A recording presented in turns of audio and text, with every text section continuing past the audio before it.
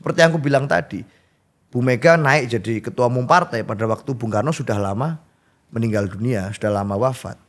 Bung Karno sudah lama bukan jadi presiden. Pada waktu itu menjadi anak Bung Karno adalah suatu hal yang tidak mudah. Prabowo ingin bertemu Bu Mega, itu Pak Jokowi kayaknya nggak senang gitu. Kalau dulu aku bisa bilang jangan cawe-cawe di pilkada segala macam. Tapi hari-hari ini kan kayaknya pengaruh dominasi Pak Prabowo secara politik jadi lebih kuat daripada Pak Jokowi. Ya, kalau dulu citranya tentang tukang kayu kok jadi Sultan Mataram itu sesuatu yang berbeda, Pak. Itu simbol yang berbeda. Raja Jawa yang diomong oleh salah satu politisi, tidak ada yang mengkonter soal Raja Jawa itu. Seakan-akan menikmati saja.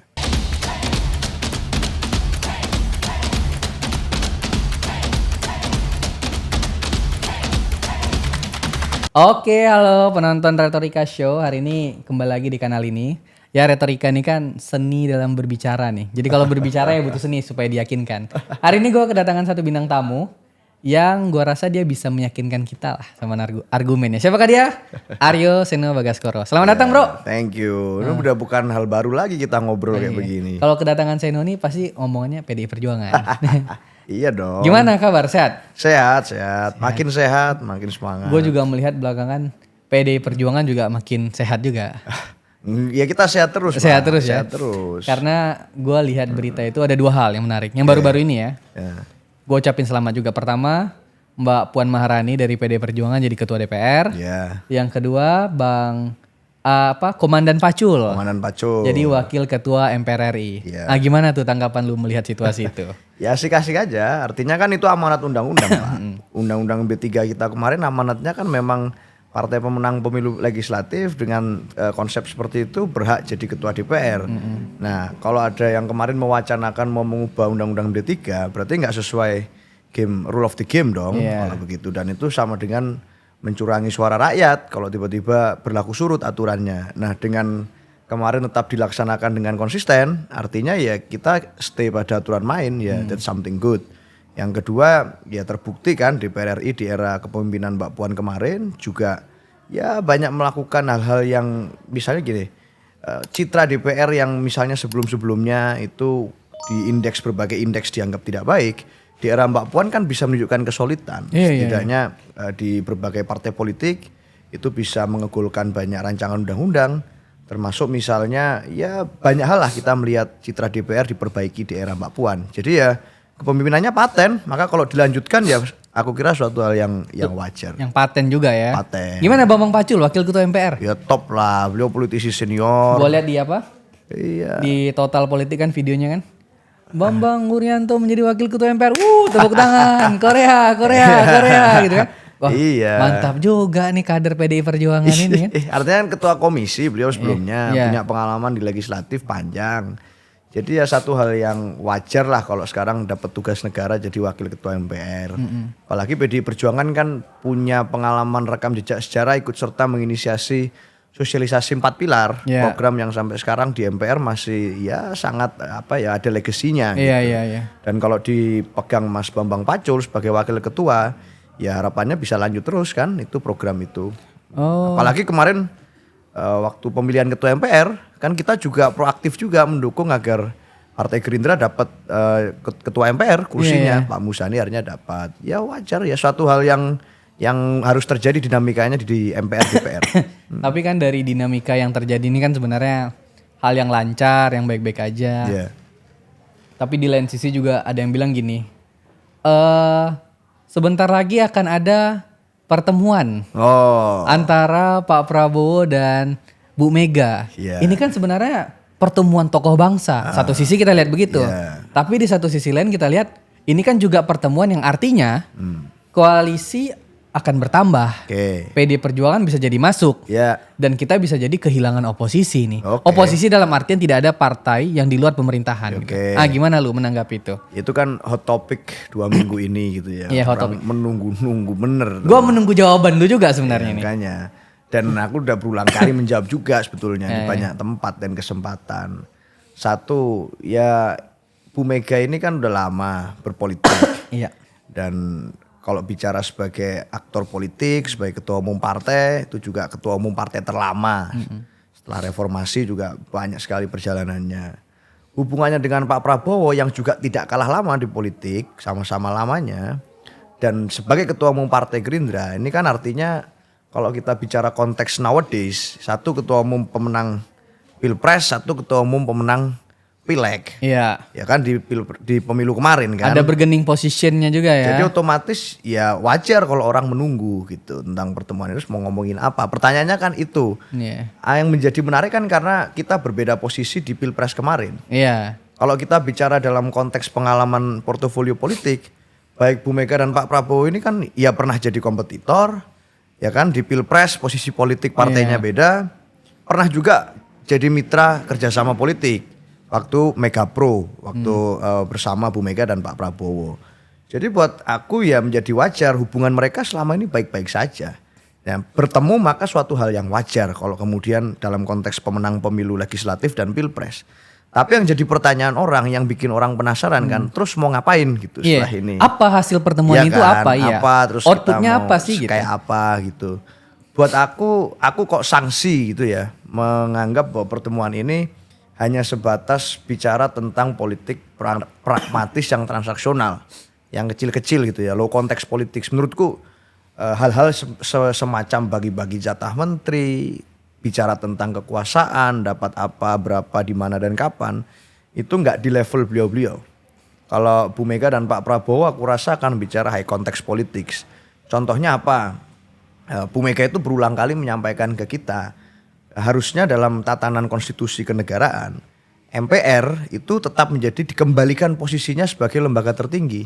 Sehingga apa? Bisa meletakkan garis besar haluan negara, sehingga visi negara kita mau siapapun presiden yang kepilih, itu sudah settle 5 tahun ke depan, 10 tahun ke depan, 15 tahun ke depan, udah ada GBHN yang diproteksi oleh undang-undang, sehingga pembangunannya bisa ada continuity. Sehingga nggak relevan kalau kita bicara, oh kalau presidennya nanti bukan A, bukan B, maka program jangka panjang negara nggak akan terlaksana. Nggak bisa bos. Karena udah ada garis besar haluan negara yang menginginkan atau mengamanatkan agar program ini berjalan terus berdasarkan koridor itu. Nah, berkali-kali Bu Mega menyampaikan itu. Soal lain misalnya, gimana sih kita pernah di era pemerintahan Presiden Jokowi kemarin, itu negara agraris seluas Indonesia, kita impor beras Pak. Nah, gimana caranya ada concern, Bu Mega concern sekali tentang hal ini, gimana agar kita bisa punya kedaulatan pangan, nggak hanya mandiri, nggak hanya punya ketahanan pangan, tapi kedaulatan pangan. Nah, hal-hal semacam ini akan jadi efektif sebagai partai pemenang legislatif ya, kalau dibicarakan dalam konteks dengan pemegang kekuasaan eksekutif, yang mana Pak Prabowo sebagai presiden terpilih. Nah, pertemuan ini jadi simbol yang sangat menarik. Jadi buat aku, pertemuan ini satu simbol. Yang kedua adalah harapan baru Pak. Harapan baru akan apa? Ini masyarakat menanti harapan ini. Harapan baru akan, ini Pak Belmondo kayaknya kena ini nih, flu masuk angin politik juga kayaknya. Iya. Terkejut atas pertemuan. Oh terkejut gitu ya. Iya. Jadi gini Pak. Gimana tuh? Harapan baru gitu. Harapan baru apa? Harapan akan pemerintah yang lebih baik, yang anti nepotisme, yang anti terhadap korupsi, yang bisa menyelesaikan soal-soal substansial. Kan banyak tuh kritik tentang demokrasi kita yang katanya backsliding. Perguruan tinggi bersuara, civil society bersuara, PDI Perjuangan partaiku juga kemarin concern sekali tentang hal itu berdasarkan berkaca pada pemilu kemarin. Nah, pertemuan antara kami partai pemenang legislatif PDI Perjuangan yang disimbolkan melalui ketua umum dengan partai pemenang Pilpres disimbolkan melalui Pak Prabowo sebagai presiden terpilih dan ketum Gerindra, itu menimbulkan harapan baru buat aku ya, bahwa pemerintahan ke depan akan memperbaiki kondisi backlash demokrasi itu, akan melakukan prinsip-prinsip good governance, akan menghormati asas-asas demokrasi, itu yang penting. Nah, soal masalah menteri atau tidak menteri itu nggak ada di pikiran kami sama sekali, dan sejauh ini di internal kami juga tidak ada dalam posisi kegeeran bahwa kita menginginkan posisi tertentu di dalam pemerintahan yang baru. Kita sadar bahwa demokrasi itu punya aturan main, dan pemilu adalah aturan main mekanisme yang kita sepakati. Dan di dalam pemilu suatu hal yang lumrah, ada yang menang, ada yang kalah. Dan kita sadar yang menang punya posisi untuk mempunyai hak prerogatif menentukan struktur pemerintahannya. Yang kalah juga harus tetap menjalankan fungsinya, perannya untuk menjaga mekanisme kontrol. Nah, pembagian peran ini kita hormati satu sama lain, dan kita yakin Pak Prabowo dan Bu Mega juga akan menghormati posisi itu. Apapun nantinya, ya aku nggak mau berandai-andai. Iya. Jadi ya belum tahu juga nih koalisi atau enggak. Iyalah. Pertemuan ini ya high context saja. High context saja, simbol aja. Gitu. Karena secara normatif ya kita kan menentukan posisi politik di dalam atau di luar pemerintah. Itu ya pada saat kongres momentumnya berkaca pada rekomendasi Rakernas. Dan Bu Mega kan ya sorry to say nggak seperti ketua umum partai politik lain. Artinya setelah pilpres, setelah pemilu selesai langsung buru-buru ingin merapat, buru-buru ingin bertemu, melakukan segala sesuatu ada kontemplasinya. Dan salah satu hal yang menjadi cerminan ya pertemuan besok, kontemplasinya panjang, proses sebelum bertemu panjang, tetapi yang mengharapkan beliau berdua bertemu untuk kepentingan yang lebih besar itu kan banyak. Nah, kita menghargai aspirasi itu aja Pak Belmondo. Jadi kan kalau tadi lu bilang akan pertemuannya high context doang kan, nggak akan ya sekecil membahas posisi menteri atau nggak menteri kan. Iya. Tapi kan ini juga kalau ingin berkomunikasi dengan Pak Prabowo Mega ini kan kalau kita baca tanda-tandanya, kalau gue belajar simbol Jawa ya. Iya. Tentu ada turunannya dong pasti. Enggak hanya ya high context saja bahas tentang kebangsaan. Pasti setelah itu ada turunan yang terjadi tuh. Entah sekjen bertemu sekjen gitu kan. Entah DPP ketemu DPP. Yang kemudian mana PDI Perjuangan juga punya peran dalam pemerintahan Pak Prabowo. Kan sebenarnya kalau bicara kebangsaan juga bicara tentang teknis cara menjalankan kebangsaan itu. Kan pasti ada kemungkinan itu dong. Iya pasti. Nah gimana lu membaca itu? Kan semuanya tuduhannya sekarang ya PDI Perjuangan pasti dapat menteri lah. Ya simpel satu. Kalau bicara konteks pertemuan antar pimpinan partai, kan kita ada pilkada. Secara kelembagaan ekspresi politiknya jelas. Dari 545 daerah yang kita jalan pilkada, banyak sekali daerah yang kita menjalin kerjasama politik dengan Partai Gerindra. Secara kelembagaan di kabupaten kota ya, meskipun di provinsi-provinsi yang berperan sebagai talase, kayak Jakarta, Jatim, Jabar, Jateng kita memang berangkat sendiri. Tapi di kabupaten kota kita banyak kerjasama dengan Gerindra, Surabaya bareng, di Trenggalek bareng, di kota-kota lain juga, kabupaten lain juga banyak yang bareng dengan Gerindra. Artinya pertemuan antar DPP, antar pimpinan partai ya terjadi. Dalam konteks kenegaraan, sebelum pertemuan Bu Mega dan Pak Prabowo, di DPR semua fraksi ada. Dan Mbak Puan dengan misalnya menjalankan fungsi sebagai ketua DPR selama ini, juga berkomunikasi tentunya dengan wakil ketua DPR Pak Sufmi Dasko dari Gerindra. Artinya hal ini terjadi dengan biasa saja. Ya pertemuan itu dalam konteks tugas negara, dalam konteks kelembagaan partai. Sebelum Bu Mega dan Pak Prabowo bertemu pun, kita juga bertemu dan menjalin hubungan yang baik. Dan kita sangat menghargai bahwa dalam demokrasi ya harus ada kontestasi. Tetapi dalam konteks menjalankan negara ya harus ada konteks gotong royongnya. Dan itu bertemu di dalam frekuensi itu. Nah kalau bicara tentang peran di dalam pemerintahan sekarang. Ya pasti ada kan peran teknis yang akan ya pemerintahan itu jangan lupa itu consist of eksekutif juga legislatif Pak. Dan dalam konteks legislatif kita sejauh ini aku nggak bicara besok-besok ya.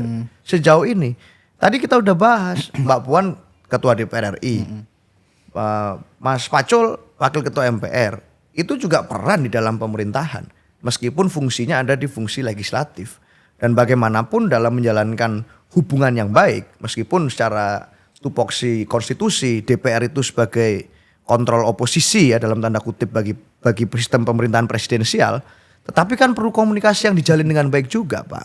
Kita punya pengalaman di dalam dan di luar pemerintahan. Dan pada saat di luar pemerintahan terakhir kali di era Pak SBY, itu kita juga menjalankan fungsi kontrol yang baik di DPR. Artinya apa? Nggak semua program pemerintah kita asal sikat. Nggak semua program eksekutif kita asal carok. Pemerintah dengan program-program yang baik, dengan program yang kita anggap berpihak pada rakyat, kita dukung. Tetapi yang kira-kira itu menyulitkan rakyat, ya kita kritik secara konstruktif. Contohnya kemarin pun kita lakukan itu pada posisi kita di dalam pemerintahan Presiden Jokowi yang kemarin ya. Soal ekspor pasir laut, kita kritik keras di DPR. Soal impor beras beberapa tahun yang lalu, kita kritik keras. Kenapa kok kita bisa sebagai satu negara yang besar, kita impor beras ke negara-negara lain. Kita kritik. Artinya apa? Fungsi itu tidak kita tinggalkan. Dan itu termasuk peran di dalam pemerintahan. Bahwa kita berada di DPR, kita menjalankan fungsi. Soal kabinet, nanti dulu itu urusan lain. Kita enggak dalam konteks hari-hari ini untuk itu tadi. Satu, kita nggak menawarkan diri untuk masuk. Yang kedua, kita juga tidak berandai-andai dan kegeeran pengen masuk. Maka kalau pembicaraan itu kita bahas kesana kemari, itu orang ini belum terjadi, pertemuannya aja belum terjadi, ya mau kita analisa seperti apa? Itu Pak Wilmundo. Paten, memang paten nih PDI Perjuangan ini. Serius sangat kita. wise banget dia menilai keadaan. Tapi gini gue baca juga nih. Gue bukan membaca bukan membaca berita, tapi gue membaca simbol. Oh, boleh. Ini nggak tahu ini prasangka gue mungkin, ini prasangka buruk gue. Ketika ada isu Prabowo ingin bertemu Bu Mega, itu Pak Jokowi kayaknya nggak senang. Gitu. Udah cocok kan podcaster politik ya? Iya. Nggak senang gitu lah. Kan kita membaca simbol Jawa ini kan tahu kan? Tangan ke depan, tangan ke belakang, jawaban singkat gitu-gitu. Gimana lo jadinya? Ya silakan saja. Orang kita di dalam politik kan prinsip pertama dalam. Kan PDI sangat sangat mengkritik keras Pak Jokowi, menganggap Pak Jokowi bukan kader, menganggap Pak Jokowi adalah ya dirimu bukan bagian dari PDI Perjuangan lagi ya, mohon maaf gitu. Iya ya, prinsipnya kan kita nggak bisa menyenangkan semua orang dalam politik. Dan ya apa masalahnya pada saat Bu Mega dan Pak Prabowo bertemu? Sejauh ini dari kubu kami di PDI Perjuangan satu suara, kita mendukung dan bangga, bahagia kalau Bu Mega bertemu Pak Prabowo dalam konteks simbol pasca Pilpres. Itu sangat baik untuk bagaimana bertukar pikiran tentang bangsa ke depan. Dari kubu Pak Prabowo sejauh ini yang aku dengar juga menyambut baik. Kalau ada yang nggak menyambut baik artinya ya bukan bagian dari kedua kubu ini. Bukan bagian dari kita atau mereka. Gue herannya di berita tuh gini loh, pertemuan Bu Mega dan Pak Prabowo. Kok Mas Gibran gak ikut? Kan terpilih juga sebagai wakil presiden. Memang sekarang beliau kemana? Itu gue juga gimana di mana nih Mas? Ya di mana sampai sekarang juga nggak muncul.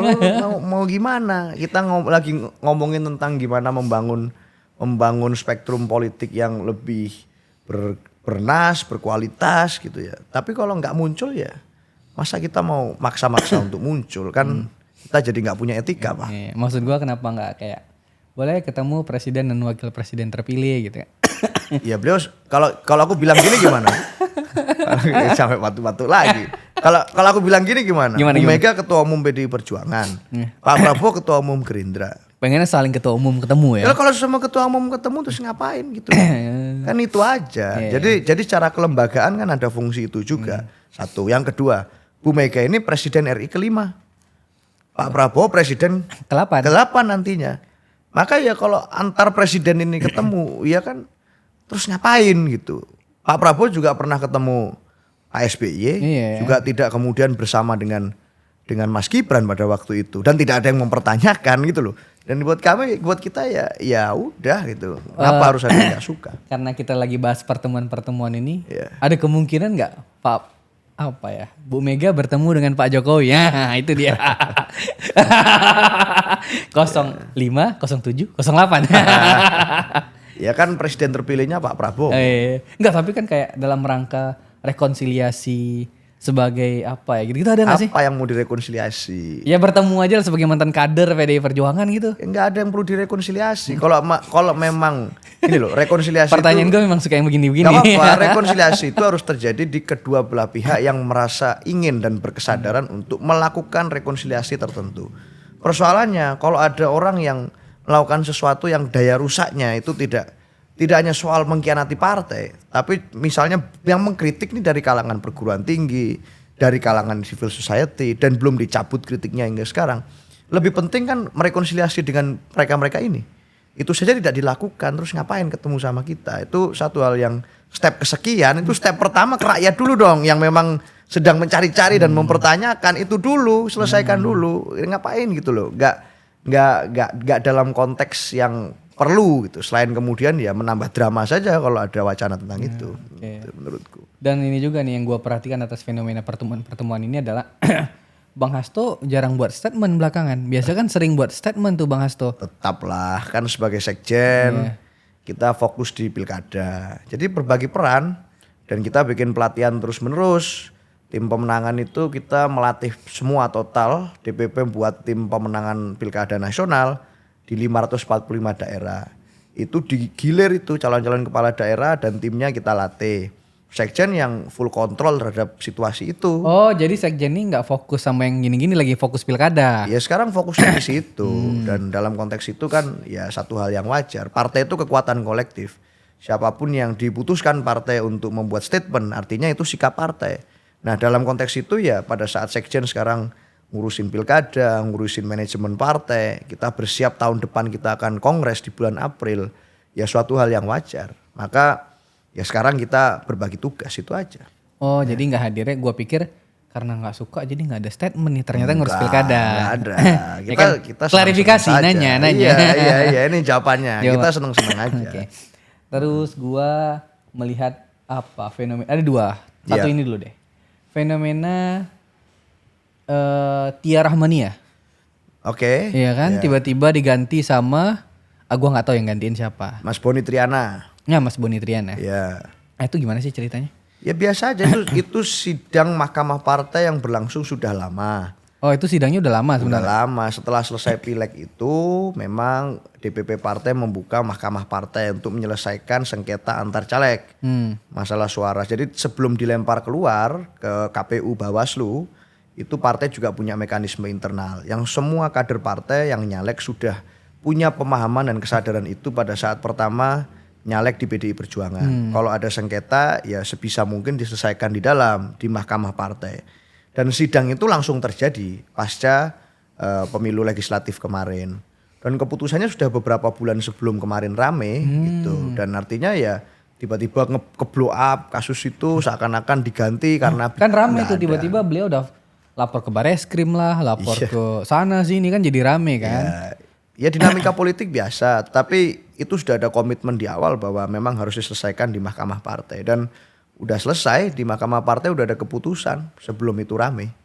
Oh gitu, jadi itu mekanisme biasa aja? Iya ya berjalan biasa. Kalau kemudian ada yang memframing, oh begini ini karena bicara vokal. Iya framingnya kan kemarin gini, karena bicarain apa ultimatum KPK gitu kan? Enggak, keputusan itu udah muncul sebelum ada acara yang beliau bicara itu. Oh jadi sebenarnya udah lama ya? Udah lama, udah keluar dulu. Ya udahlah, mudah-mudahan Ibu Tia Rahmania ini bahagia lah. Iya. Ada juga ini fenomena ya? Iya. Bang Arteria Dahlan, mundur. Iya. Mas Romi, Soekarno maju. Iya. Nah itu gimana tuh? Apa filosofinya? Ya, kenapa bisa kejadian seperti apa ini Arhan? Gimana sih? Nggak ngerti gue. Ya Pak Terry udah menjelaskan kan ke media apa yang terjadi dan kemudian kalau bicara kinerja kepartean juga semuanya bekerja keras kemarin pada saat pileg dan Pak Romi juga bekerja keras. Jadi ya partai punya hak prerogatif untuk menentukan itu memang secara dan semuanya udah punya komitmen untuk sadar akan kesepakatan itu di awal bahwa pada saat partai menugaskan ya harus siap. Ketika penugasan ditarik lah harus siap juga. Ya harus siap dong. Tapi apa konsekuensinya? Maksudnya gak mungkin dong Arteria Dahlan tiba-tiba tugas lu jadi DPR gua ganti. Romi Soekarno masuk gitu kan. Iya. Arteria Dahlan dapat penugasan lain dong pasti. Itu dulu ya pasti ya nanti apalah yang kemudian jadi penugasan partai. Tapi sebenarnya spirit ini itu kan yang kita usung dari dulu kita wacanakan misalnya melalui proporsional tertutup. Jadi proporsional tertutup yang menentukan nomor urut itu partai. Dalam konteks itu partai bisa menempatkan orang-orang yang dianggap mampu untuk bekerja secara ideologis. Punya kompetensi, punya kemampuan, tapi misalnya dia tidak punya kekuatan logistik yang cukup, popularitasnya tidak cukup. Dia bisa ditempatkan di posisi nomor urut yang kira-kira nomor 1, nomor 2, nomor 3. Partai yang menempatkan itu. Sehingga misalnya gini, pakar tentang bioteknologi, pakar kebencanaan. Kayak kemarin ada tuh pakar kebencanaan dari dulunya pakar senior dari vulkanologi. Itu bisa tidak jadi karena memang secara ekosistem elektoral kita nggak mendukung beliau secara logistik, secara popularitas. Tapi kepakarannya tidak perlu dipertanyakan. Nyalek dengan sistem proporsional terbuka. Nggak jadi kemarin. Nah, partai punya concern lama bahwa harusnya ya yang ideal sebenarnya proporsional tertutup. Sehingga partai yang menugaskan. Karena peserta pemilu legislatif itu di undang-undang ya. Berbeda dengan di pemilu eksekutif. Peserta pemilu legislatif berdasarkan undang-undang itu partai politik yang menempatkan orang. Kalau pemilu eksekutif yang mengikuti sebagai kandidat itu orang per orang yang didukung atau diusung oleh partai. Jadi filosofinya udah beda nih secara aturan. Maka kita mendorong waktu berapa tahun yang lalu, spiritnya kalau bisa proporsional tertutup. Nah, dalam konteks itu saat kita bicara ini penugasan partai, ya partai memberikan tugas kepada orang-orang yang dianggap capable, dianggap mampu, dianggap ideologis, harus siap menjalankan tugas saat diberi, dan harus siap juga sewaktu-waktu apabila penugasan itu ditarik oleh partai. Ya itu konsekuensinya, semua sudah paham. Masalahnya kan dianggap sama partai ini, partainya apakah udah demokratis atau belum? Kan itu pertanyaannya. Iya. Ini konsep ini kita bahas konsep jadinya. Oke. Gue sebenarnya dalam kategori pro tertutup dengan catatan partainya udah demokratis. Oke. Ya kan? Tapi kalau partainya belum demokratis, ya gue merasa opsi terbuka saat ini masih gue setujui sementara. Ya itu kan menjadi bacaan besar. Kenapa? Karena kalau dia tertutup tapi partainya udah demokratis, contoh, kita tahu mekanisme pemilihan ketua partai. Oke. Kita tahu pembatasan masa jabatan ketua partai, anggap misal 2 periode, 3 periode. Oke. Itu kan bagian dari demokratisasi partai politik gitu kan. Yeah. Atau demokratisasi yang sampai tingkat daerah gitu kan. Yeah. Gue setuju tertutup kalau ada itu tuh di dalam sana. Oke. Tapi kan kalau misalnya lu bilang, gue setuju nih sama tertutup, sehingga mekanisme partai harusnya partai menentukan orang-orang yang akan dipilih. Yes. Apakah PDI Perjuangan udah merasa dia demokratis sehingga mengeluarkan pikiran itu gitu loh? Ya prasyarat itu kan tatanan ideal yang kita semua harapkan. Bahwa semua partai ya semestinya ya bisa punya tataran ideal ukuran demokratis tertentu. Dan dalam konteks itu upaya yang kita lakukan adalah terus melakukan pelembagaan partai. Itu yang kita lakukan. Kaderisasi kita jalankan, sekolah partai kita jalankan, dan ideologisasi kepada kader kita jalankan dengan sebaik mungkin. Bahwa ada tatanan yang belum ideal, di semua partai pasti mengalami itu. Tapi spirit pelembagaan itu yang kita lakukan. Nah, dalam konteks ini, maka dari itu yang terjadi dalam case kemarin itu ya adalah konsekuensi dari semangat kita bahwa ya semuanya harus siap bahwa pada saat menjalankan tugas ideologi, ya sewaktu-waktu harus siap untuk ditugaskan atau ditarik penugasannya, itu saja. Gak ada soal di dalam internal kita loh ya. Dalam internal kita harusnya semua sepakat. Itu yang coba kita lakukan. Ya kita bertarung secara ideologis di internal. Kita bertarung kemudian di eksternal, di rakyat sebanyak mungkin melakukan kerja-kerja politik yang ideologis kerakyatan. Ya kita lakukan. Yang punya scoring itu partai, DPP. Yang punya scoring adalah bagaimana partai melihat apakah memang yang dilakukan sudah sesuai dengan nafas ideologi partai. Apakah yang dilakukan tindak tanduk dan perilaku semua kader dalam konteks apapun, keseharian, politik, sosial budaya, sudah sesuai enggak dengan rambu-rambu dan ADART partai. Itu aja. Dan itu yang kita coba lakukan sebagai satu partai ya, melakukan pelembagaan. Kalau udah cocok, ya jalan aja. Oh, ukuran indikator kuantitatifnya suara pada saat nyalek. Ukuran kualitatifnya apa nih? Partai punya ukuran, indikator. Ya kita jalankan. Sesimpel itu, Pak. Jadi ya buat aku, yang terjadi itu adalah konsekuensi dari semangat bahwa harusnya kalau kita setia pada amanat peraturan, peserta pemilu legislatif itu partai politik, bukan orang per orang. Dan partai memang punya kewenangan untuk kemudian menentukan itu. Toh pengunduran diri yang dilakukan oleh para kader kami itu juga sesuai dengan asas kok, mengundurkan diri dengan sukarela, partai bisa memberikan penjelasan dan case is over, case is clear. Buat aku udah selesai itu. Gitu. Oke. Pertanyaan gue, aku mungkin aku nggak bisa bicara dengan langsung gamblang ini karena begini karena begitu ya. Tetapi dalam konteks ini ya memang penjelasannya harus agak panjang karena bicara spirit partai yang kita berusaha upayakan ini korelasinya panjang bos. Udah panjang kita ngomong tentang proporsional tertutup, kita ngomong tentang pelembagaan, kita ngomong tentang penugasan partai. Itu satu korelasi, satu tarikan nafas, bukan soal apa-apa. Oke. Kita masih bahas di ranah demokratisasi. Kemarin kita udah pernah ngobrol tuh. Bu Mega udah mendeklar lah bahwa dia akan menjadi ketua umum. Oke. Berarti kan ini kan nafas yang lega nih bagi PDI Perjuangan bahwa kehadiran Bu Mega ini membuat kader-kader di bawah, kader-kader senior itu tenang. Solid lah pokok, satu kesatuan. Iya. Ini gue gak pernah tanya ini nama lu, makanya gue tanyain hari ini. Ada gak sih perebutan kekuasaan ketua umum di dalam internal partai lu? Karena kan kalau lu lihat Golkar ketika mau ditebang ini kan masih ada lah pertarungan untuk mengambil posisi ketua umum gitu kan. Atau misalnya kita gak usah bahas Gerindra lah ya. Oke. Atau misalnya kalau kenapa kita gak bahas Gerindra? gue belum bisa membayangkannya gitu. Oke. Kalau Demokrat gue udah bisa membayangkan ya karena udah terjadi juga. SBY ketika dia udah selesai, dia menyiapkan AHY untuk menjadi ketua umumnya. Kan sebenarnya ada Ibas di sana. Nah, pertanyaan gue juga sama ke PD Perjuangan. Apakah regenerasi ketua umum itu udah dipersiapkan atau sebenarnya udah ada calon nih? Nah, gimana sih? Kalau orang kan pasti pertanyaannya itu tuh. Iya, mekanisme di Kongres itu adalah ya dari daerah yang mengusulkan nama. Kalau semua sepakat namanya tetap Bu Mega, ya Bu Mega. Dan sejauh ini pada saat Rakernas kemarin itu terjadi forum itu. Rakernas kemarin ya, Kongres kan menetapkan, tapi Rakernas memberikan rekomendasi.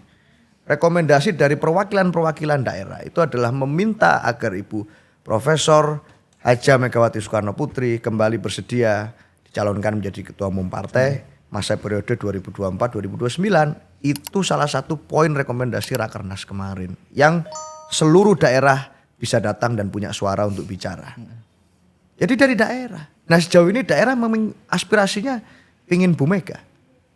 Lalu kalau misalnya Bu Mega tidak menginginkan menjadi ketua umum, tidak mau misalnya, berarti kan menolak hasil Rakernas malah. Nah ini rekomendasi Rakernas kok. Dan itu daerah punya kesempatan untuk bicara di forum. Semuanya satu suara. Dan tertuang secara hitam di atas putih di dalam rekomendasi Rakernas. Ya sudah, kita jalankan dengan konsisten, itu saja Pak. Menyiapkan generasinya nggak ada? Gimana cara menyiapkannya kalau daerah belum ada pandangan tentang siapa? Iya biasa kan kalau isu-isu politik gini, mungkin pengganti Bu Mega ini kalau nggak Mas Prananda ya Mbak Puan. Ya boleh saja, banyak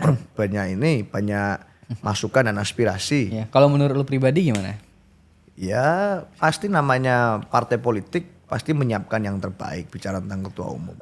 Tapi kan kita belum ke sana. Fakta dan realitas politiknya adalah Bu Mega 5 tahun yang akan datang, dan 5 tahun itu waktu yang dibilang singkat-singkat, dibilang panjang juga panjang Pak. Kita bisa bikin podcast berpuluh-puluh kali itu 5 tahun itu untuk membahas itu. Jadi realitas politik hari ini Bu Mega. Gitu. Oke. Gue kalau ngomong sama Seno nih tegas, lugas. Kalau belum kejadian jangan dibahas. Iya dong. Kita bahas yang kejadian-kejadian aja. Kalau aku gitu. Iya, analisis apa lagi kita susah ini. Susah banget gue nembak nih mana jawaban-jawaban politik ini. Mbak Puan keren, punya komunikasi politik yang sangat baik.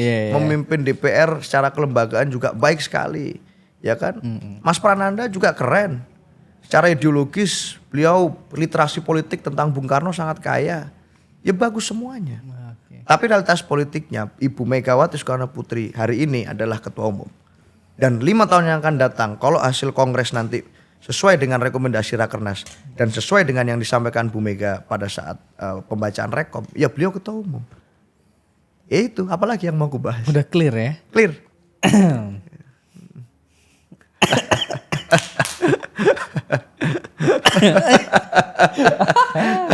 Memang Aryo Seno ini. Susah banget gue mancingnya. Ini jubir taat aturan ini. Gimana gue nembak. Dan ini juga belakangan yang gue perhatikan juga ya. Ini untuk DKI Jakarta nih. Kan kita kemarin sempat bahas tuh. Oh iya. Yang Mas Pram. Dan gue perhatiin lu juga ngikutin kampanyenya Mas Andika. Iya. Gimana tuh tingkat kemenangan mereka? Gue mau update dari lu dong. Nah. Ya seru lah kalau kita lihat antusiasme pas turun juga tinggi. Mas Pram pertama turun, orang belum banyak yang kenal gitu kan. Dari orang 10 yang nyapa mungkin orang 3. Sekarang dari orang 10, orang 9 udah nyapa gitu kan. Jadi udah dari lapangan kelihatan pergerakannya terbaca.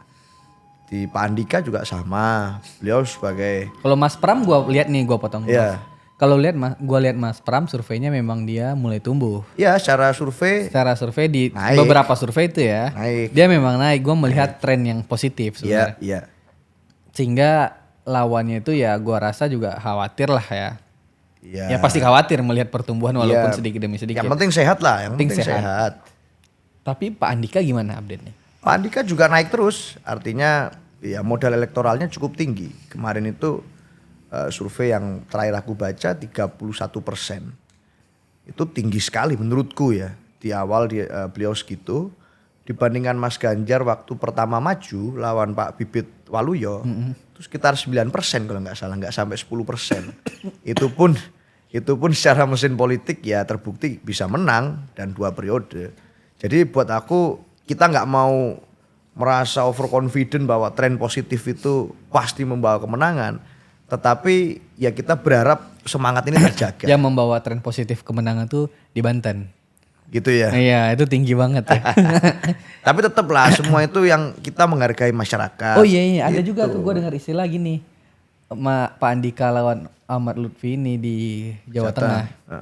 Di daerah anak-anakannya di masyarakat bawah itu isunya Rambo vs Sambo katanya. Gimana? Paten juga PDI Perjuangan nih buat tagline-nya. Enggak, itu narasi dari teman-teman relawan, teman-teman yang ada di sana.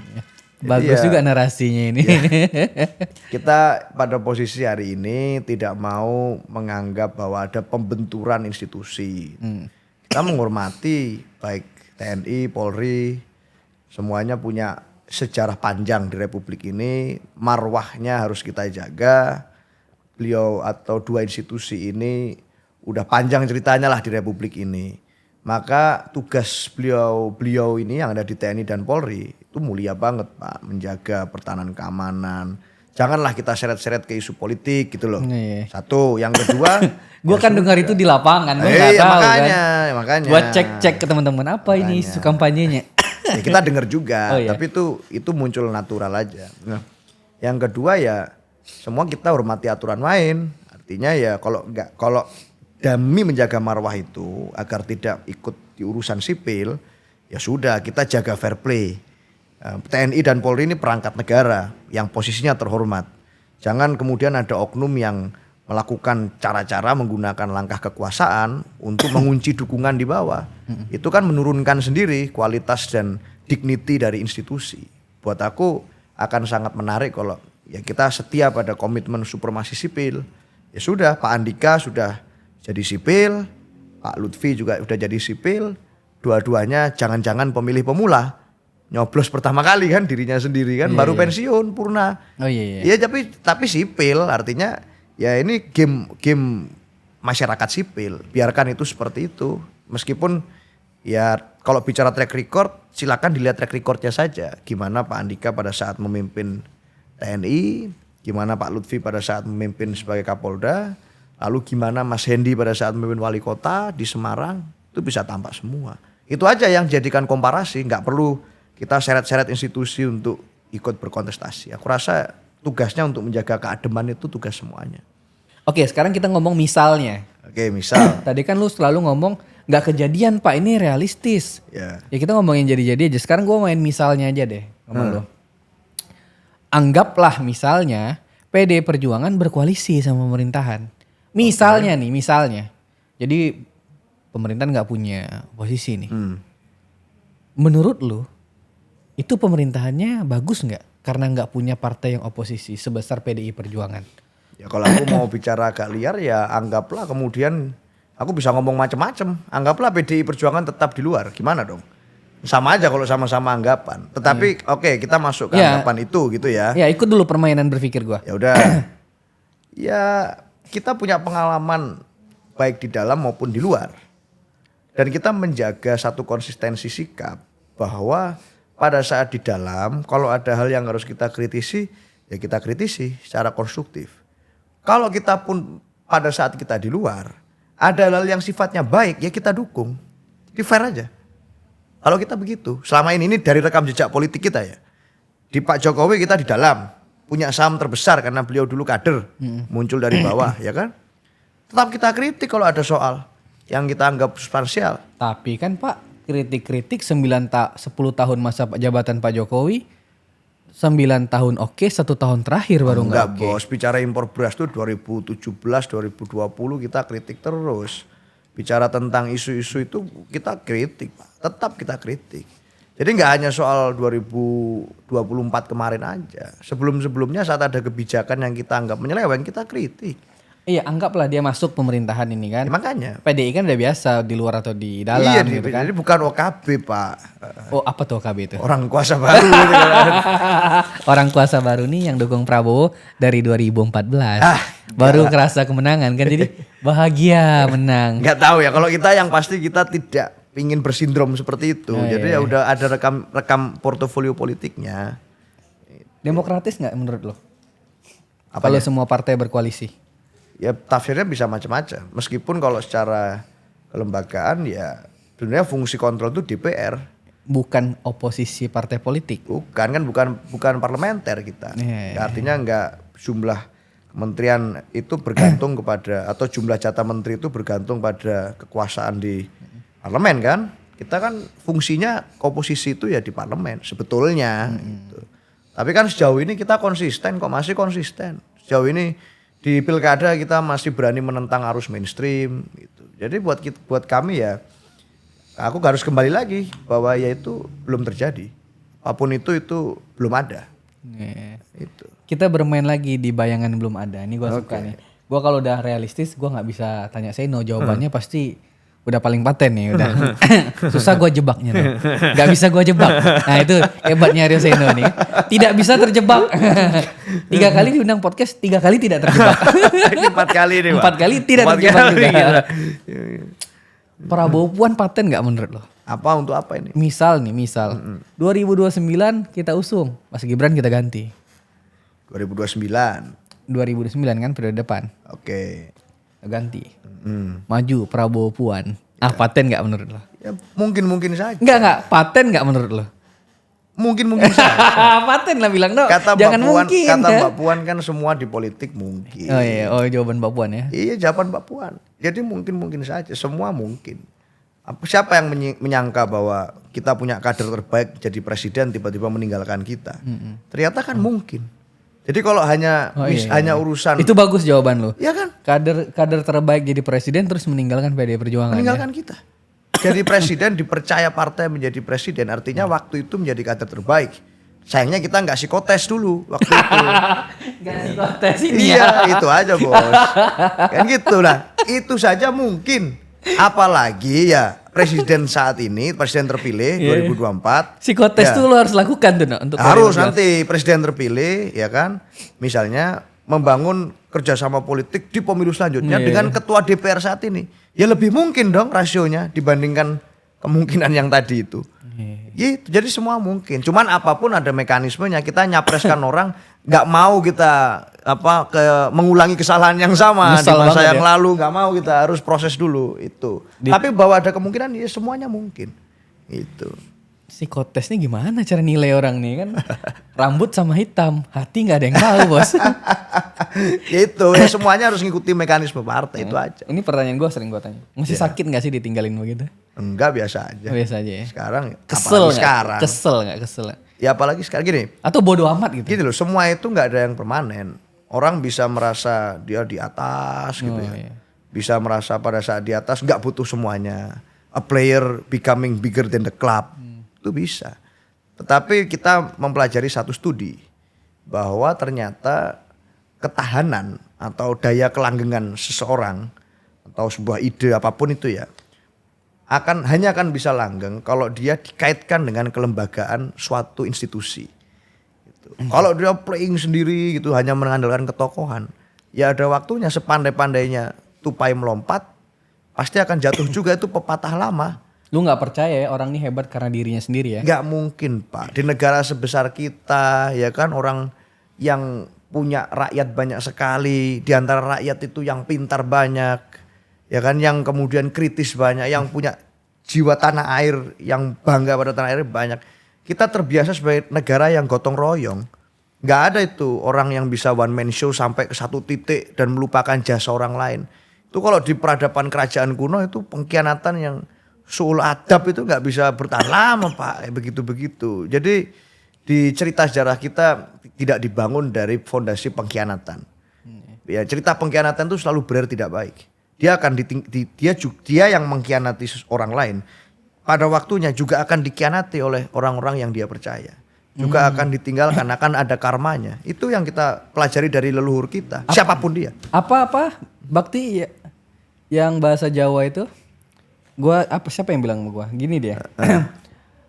Balas budi itu budi baik itu bukan untuk dibalas. Tapi budi itu untuk diingat. Kalau ada orang yang tidak mengingat budi dan tidak tahu apa arti kebudian itu, dia pantas disembelih gitu. itu bahasa Jawa mana gitu, lupa gua, ada bahasa Jawanya. Kan itu maksud lu kan? Kalau orang ini tidak memahami arti kebaikan atau budi seseorang atau budi sekelompok orang, ya dia sama aja sama kayak hewan dan pantas disembelih. Ya itu cerita sejarah kita. Artinya ya itu nilai-nilai yang udah lama established, nilai leluhur ancestor kita. Maka ya kenapa nggak bisa jadi tempat untuk berkaca? Dan faktanya hari ini juga kita lihat lah angin politiknya juga kan itu terjadi akhirnya.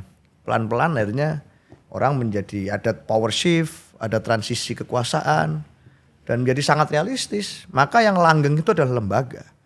Saat kita punya lembaga yang kuat, kita punya satu suprastruktur yang mumpuni, yaitu akan bisa punya continuity lebih baik daripada hanya mengandalkan persona orang per orang.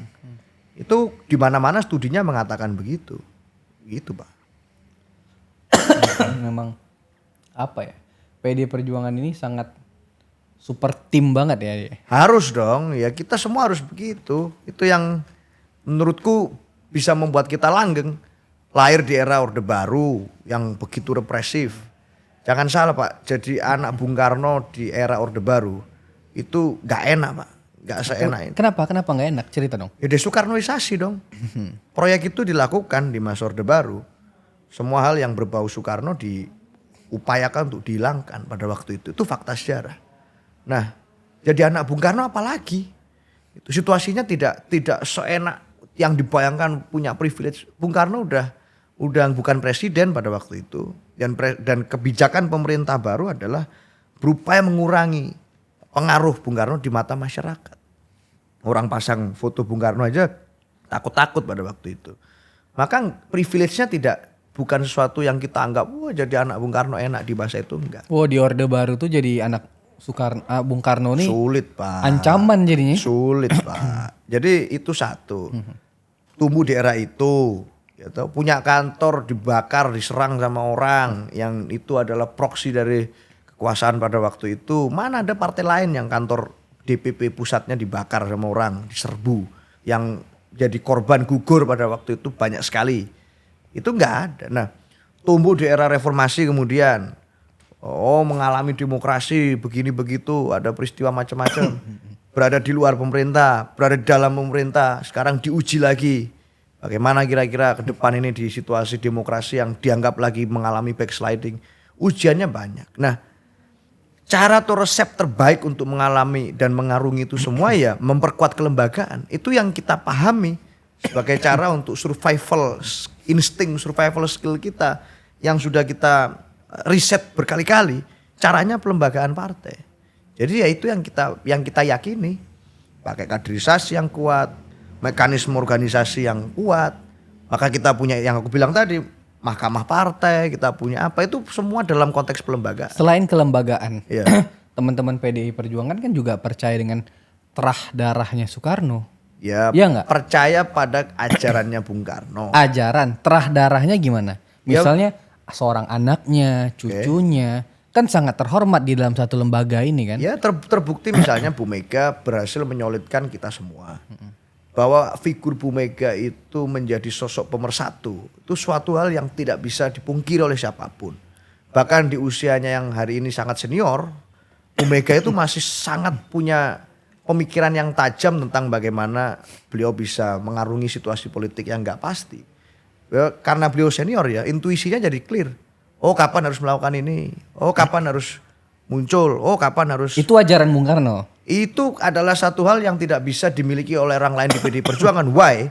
Karena tidak ada satupun dari kita yang pernah diajak Bung Karno langsung pada saat masih kecil datang ke sidang PBB. Datang menemui perwakilan negara-negara asing dari usia yang begitu muda, di era Republik ini masih sangat muda. Bu Mega punya pengalaman itu sebagai anak presiden pada waktu itu. Itu satu hal yang berbeda. Ketua umum partai lain gak ada Pak yang adalah seorang anak presiden yang diajak oleh presiden ya, mengikuti situasi itu di era turbulensi kekuasaan geopolitik dunia pada waktu itu. Dan Bu Mega tidak menggunakan kekuasaan ayahnya, tidak menggunakan privilege kekuasaan keluarganya untuk mendapatkan posisi politiknya hari ini, enggak Pak. Seperti yang aku bilang tadi, Bu Mega naik jadi ketua umum partai pada waktu Bung Karno sudah lama meninggal dunia, sudah lama wafat. Bung Karno sudah lama bukan jadi presiden. Pada waktu itu menjadi anak Bung Karno adalah suatu hal yang tidak mudah. Tetapi pengalaman politiknya dibangun melalui pengalaman-pengalaman subjektif yang kita semua kader partai yang lain gak miliki. Itu satu hal yang kita anggap sebagai sesuatu yang penting dan terbukti intuisi politiknya tajam dan selalu akurat. Jadi itu yang kita anggap, wah, jadi ini berbeda. Memang secara pengalaman subjektif ada hal yang membuat beliau sangat berkarisma dan punya kemampuan untuk mempersatukan kita. Itu aja. Jadi kalau ada orang bilang ini bukan hanya terkait terah darahnya bahwa dia anak Soekarno. Tapi dialah yang melihat Soekarno waktu perjalanan masa politik. Iya. Kan itu poin yang lu ingin sampaikan. Poinnya itu. Dan kita nggak punya pengalaman itu, Pak. Kita semua kader-kader partai yang lain nggak punya pengalaman yang dimiliki Bu Mega. Bu Mega itu pernah jadi anak presiden, ya kan? Pernah dimusuhi oleh rezim presiden, meskipun sampai sekarang nggak ada dendam politik Bu Mega kepada Pak Harto maupun keluarga. Pernah menjadi wakil presiden, pernah menjadi presiden, pernah menjadikan orang sebagai presiden 2 periode. Nggak ada Pak orang lain di Republik ini yang seperti itu. Jadi ya itu satu hal yang memang harus diakui. Itu aja Pak. Jadi menurut lu, kalau ada orang ingin menjadi ketua umum selanjutnya dari Bu Mega, itu adalah orang yang paling banyak belajar sama Bu Mega atau orang yang paling banyak mengikuti dan mengembangkan kelembagaan? Ya kedua-duanya. Kalau ikut ajaran Bu Mega dan lihat Bu Mega, ya otomatis akan melembagakan partai. Karena itu yang beliau lakukan sekarang. Partai dilembagakan. Tapi lu setuju gak sih kalau ketua umum di luar terah Soekarno? Apa itu? Ya nanti kita bahas lah. Pertanyaan gue paten kan? Kan belum tapi. Belum. Bayangin belum. dong Seno, bayangin dong. Atau lu harus terahnya Soekarno nih yang menjadi ketua umum partai. Ya mana aja kan yang terah bisa juga membuat gak solid. salah kalau misalnya dia belajar tentang kelembagaan. Iya, aku setuju bahwa gini, ketua umum itu memerankan simbol yang penting, harus bisa mempersatukan semua. Itu menjadi satu hal yang penting di dalam PDI Perjuangan. Maka ya gini, kita bisa ngomong panjang lebar tentang ini. Tetapi kita punya keinginan, satu sisi kita punya keinginan menjadi partai modern. Di sisi yang lain kita juga harus mendengarkan aspirasi dari pemilih dan pendukung PDI Perjuangan selama ini dong. Kalau teman-teman misalnya itu bagus tuh, ya harus kan? memilih pilih iya. Kalau teman-teman lihat misalnya pendukung PDI Perjuangan selama ini bagaimana rasa respek dan hormatnya kepada Bung Karno dan keluarga. Gitu. Sebab ini internal partai, ini urusan kita ya, nggak ada urusan sama orang lain. Ini urusan kita. Kalau misalnya ada yang pernah turun ke bawah dan melihat suara akar rumput PDI Perjuangan, pengurus di kecamatan, pengurus di kelurahan, pengurus di level RT RW, kita punya sampai ke level RT RW namanya anak ranting. Kalau melihat sampai ke situ akan tampak bahwa suasana kebatinan kita itu masih sangat respect dan menghormati Bung Karno sebagai satu sosok yang menjadi founding fathers kita. Nah itu harus kita hormati aspirasinya. Kita memang di omongan kita ngobrol di podcast, ngobrol di kelas menengah intelektual, hanya kita bisa berdebat tentang ini panjang. Tapi kalau ngomong bicara suara akar rumput, suara hati mereka, Bung Karno tetap paling paten. Mau gimana kita ngomong aspirasinya memang begitu. Ya kita harus mendengarkan suara mereka dong sebagai pemilik sah dari apa yang harusnya dilakukan oleh partai. Gue akhirnya menemukan jawaban itu. Iya Pak. Pilihan rakyat menjadi hal yang penting juga selain pilihan partai politik itu. Iya. Ini pertanyaan kita masuk pada sesi terakhir. Oke. Panjang juga kita yang ngobrol ini Pak. Menurut lu, ya memang panjang nih. Iya. Malam yang panjang. Iya. Menurut lu, akan pudar nggak power politik dari Pak Jokowi sebagai presiden bentar lagi nih? Gini, ini aku pernah ngomongin di beberapa kali ngomong. Pak Jokowi dan keluarga itu kan pernah di satu posisi yang seakan-akan itu menjadi legenda. Ya kan? Legenda itu di mana-mana di seluruh peradaban dunia itu dibangun lewat cerita demi cerita. Itu cara kita memanufaktur legenda lewat cerita. cerita tentang simbol Pak Jokowi itu dibangun melalui cerita-cerita kesederhanaan. Dulu. Sederhana, seorang tukang kayu. Keluarga sederhana. Ya kan? Tukang kayu. Iya. Putra-putrinya satu tukang martabak, satu tukang pisang. Pak Jokowi hobi belusukan kemana-mana. Bajunya murah, bahkan ada yang dulu masang banner harga baju kemejanya berapa, ya kan? Iya. Nggak pakai jam tangan, kayak gitu tuh. Sukanya belusukan kemana-mana. Itu cerita itulah yang bisa mengantarkan Pak Jokowi sampai ke titik beliau menjadi presiden dan sampai seperti menjadi legenda. Nah, kalau di akhir jabatannya sekarang beliau lebih memilih untuk suka berbusana sebagai Raja Jawa. Raja Jawa. Ya toh, putra-putrinya nggak lagi jadi tukang pisang dan tukang martabak, tapi lebih suka flexing pesawat jet, lebih suka makan roti 400.000, lebih doyan untuk menikmati circle dengan para pejabat dan pengusaha-pengusaha top. Maka yang membubarkan mitos dan legenda itu bukan orang lain, Pak. Yang membubarkan legenda itu ya keluarga beliau sendiri. Yang mereka sendiri yang menyelesaikan legenda itu. Jadi kalau ditanya apakah power itu akan memudar, yang memudarkan mereka sendiri bukan orang lain. Karena mereka telah menyimpang dari cerita yang dulu menjadi a new hope bagi masyarakat. Cerita yang dulu menjadi harapan dari masyarakat. Tentang seseorang yang bukan siapa-siapa bisa menjadi siapa-siapa. Dibatalkan sendiri di akhir masa kepemimpinan Pak Jokowi. Bukan kita yang membuat itu memudar, mereka sendiri.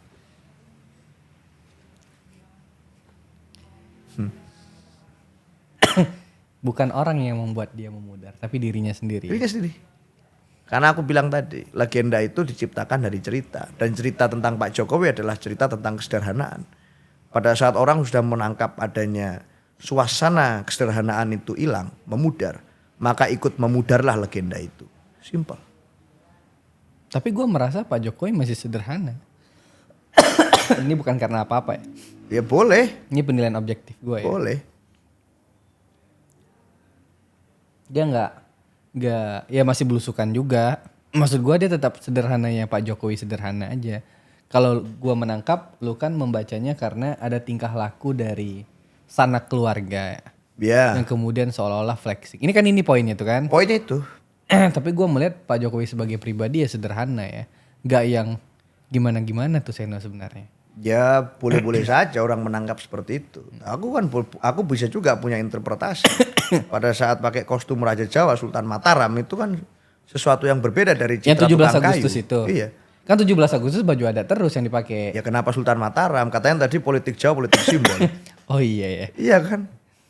Ya kalau dulu citranya tentang tukang kayu kok jadi Sultan Mataram itu sesuatu yang berbeda, Pak. Itu simbol yang berbeda. Raja Jawa yang diomong oleh salah satu politisi, tidak ada yang mengkonter soal Raja Jawa itu. Seakan-akan menikmati saja. Lalu putra-putri beliau ada janji bahwa tidak akan menggunakan masuk ke politik, akan jadi tukang martabak, tukang pisang. Faktanya hari ini orang jadi melihat seperti itu. Ya kita sayangkan, kenapa sih? Itu kan nggak harus kemudian cerita itu dibubarkan sendiri. Orang lain juga nggak memaksa mereka untuk melakukan itu, nggak ada yang meminta mereka melakukan itu. Oke. Ini terakhir sebelum gua tutup terakhir lagi. Ya. Gua dari tadi terakhir terus ya. Ya, Kalau dikasih kesempatan nih, ya. lu berharapnya ya Pak Jokowi itu harus bagaimana supaya oke dan baik gitu. Lu tau lah parameter gua baik ya. Ya. Baik lah gitu. Lu berharap dia akan menjadi harus bagaimana dia sehingga dia baik di mata lu gitu. Kenapa di mata aku? Di Ya mata dia di mata siapa ya? Di mata PD Perjuangan. Ya yang mengkritik kan bukan aku aja. Aku pun nggak mengkritik babi buta. Aku tetap bicara sesuai real objektifnya. Itu yang dilihat orang. Dan buat aku Pak Jokowi kan sudah meminta maaf pada rakyat pada waktu Sering kan statement berkali-kali, maafnya sekarang berkali-kali kan kan, jadi ya. berkali-kali. Tapi permintaan maaf itu kan juga harus harus seiring dengan perbuatan. Satu yang penting ya kalau dulu aku bisa bilang jangan cawe-cawe di pilkada segala macam. Tapi hari-hari ini kan kayaknya pengaruh dominasi Pak Prabowo secara politik jadi lebih kuat daripada Pak Jokowi. Dan itu sesuatu yang wajar dalam konteks Kekuasaan. Dalam konteks kekuasaan ya memang Pak Prabowo lah presiden baru. Dan ya sudah. Yang kedua ya sudahlah, Pak Jokowi kan selain kepala negara juga kepala keluarga. Aku berharap betul nggak perlulah nantang-nantang masyarakat dalam konteks keluarga beliau ya.